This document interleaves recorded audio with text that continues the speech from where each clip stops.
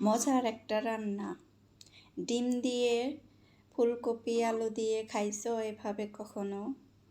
ডিম দিয়ে ফুলকপি আলুর রেসিপি, সবজি অনেক মজা, অনেক মানে কি বলবো, আর একবার খেয়ে দেখলে বুঝতে পারবা কতটা মজা, কতটা ভালো লাগে খাইতে।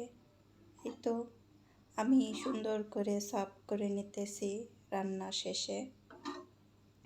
আর রান্নাটা আমি কিভাবে কি দিয়ে করলাম দেখিয়ে দিতেছি।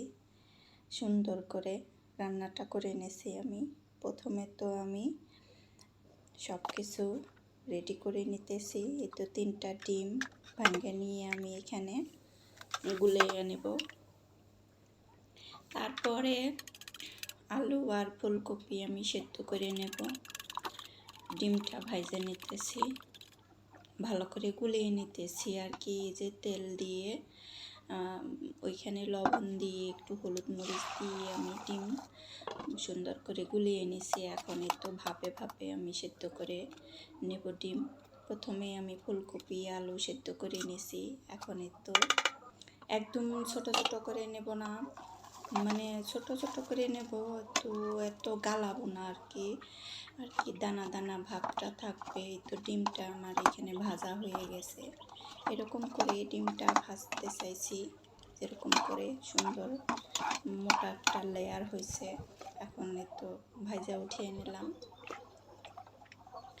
এই ডিমটা তুমি সে পানিতে সেদ্ধ করে নিলে অন্যরকম হয়, আর এভাবে ভাজা নিলে একরকম হয়। এখানে আমি সব ধরনের মশলা আমি অ্যাড করে দিতেছি। জিরা দিলাম, হলুদ মরিচের ফাঁকি, মশলা যা যা লাগবে আর কি, পেঁয়াজ মরিচ সব কিছু দিয়ে এখন গ্রেভিটা একটু নাড়াচাড়া করে সুন্দর করে ভাজা ভাজা করে রান্না করে নেব। এখন তো আলু আর ফুলকপি এখানে দিয়ে দিলাম, রান্না হবে কিছুক্ষণের মধ্যে রান্না হয়ে যাবে, বেশি সময়ও লাগে না। কিছু ধনেপাতা দিয়ে দিলাম, ধনেপাতার টেস্টটা অনেক ভালো লাগে। এখন একটু পানি দিয়ে একটু ঝোল ঝোল ভাব রাখবো, তারপরে ডিমগুলা দিয়ে রান্না করে নেব। কিছুক্ষণ রান্না করে নেব। এখন এই যে ডিমগুলা উপরে দিয়ে দেব। দেখো, দেখতে থাকো, দেখতে দেখতে মন চাইবে যে একটু খেয়ে দেখতাম।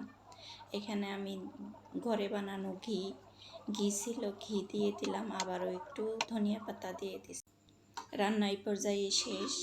আমার ভিডিওটা কেমন লাগলো জানিও, ভালো লাগলে শেয়ার ও লাইক দিয়ে দিও, আর কমেন্টে জানিও কতটা ভালো লাগলো। খাইতে কিন্তু অনেক বেশ ভালো হয়েছিল আজকে এই পর্যন্ত।